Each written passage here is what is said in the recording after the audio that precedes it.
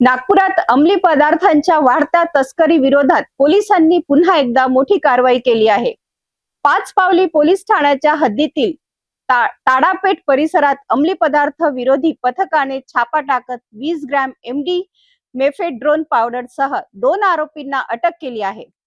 या कारवाईत दुचाकी वाहन, मोबाईल आणि अंमली पदार्थ असा तब्बल 3 लाख रुपयांचा मुद्देमाल जप्त करण्यात आला आहे.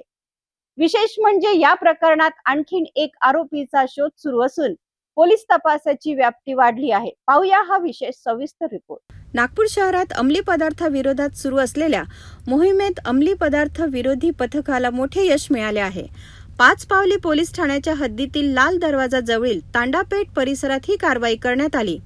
दिनांक 21 जून 2026 रोजी पहाटे 4:30 ते सकाळी 6:45 वाजताच्या दरम्यान अंमली पदार्थ विरोधी पथक गस्त घालत असताना 2 संशयित व्यक्ती आढळून आले.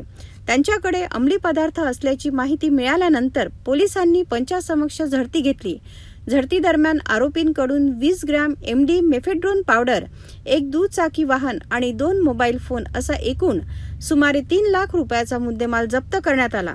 या प्रकरणात शेख इक्राम वय 27 वर्ष राहणार खरबी नागपूर आणि प्रवीण उर्फ टेम्प्या गणेश निमवले वय 30 वर्ष राहणार लाडपुरा तांडापेठ यांना अटक करण्यात आली आहे. प्राथमिक चौकशीत आरोपी शेख इक्राम याने प्रवीण निमवले याच्याकडून एमडी पावडर विकत घेतल्याची माहिती समोर आली आहे. तसेच ही एमडी पावडर पुढे तिसऱ्या व्यक्तीला विक्रीसाठी देण्यात येणार असल्याचेही निष्पन्न झाले आहे. दरम्यान आरोपी प्रवीण निमवले याने ही एमडी पावडर आणखीन एका व्यक्तीकडून घेतल्याचे तपासात समोर आले असून त्या फरार आरोपीचा पोलिसांकडून शोध सुरू आहे. या प्रकरणी पाचपावली पोलीस ठाण्यात एनडीपीसीए कायद्याच्या कलम 8क, 22ब आणि 29 अंतर्गत गुन्हा दाखल करण्यात आला असून पुढील तपास सुरू आहे.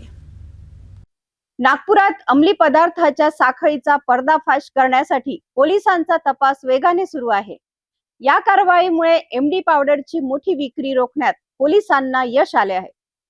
फरार आरोपीच्या अटकेनंतर आणखीन महत्त्वाचे धागेदोरे समोर येण्याची शक्यता व्यक्त केली जात आहे.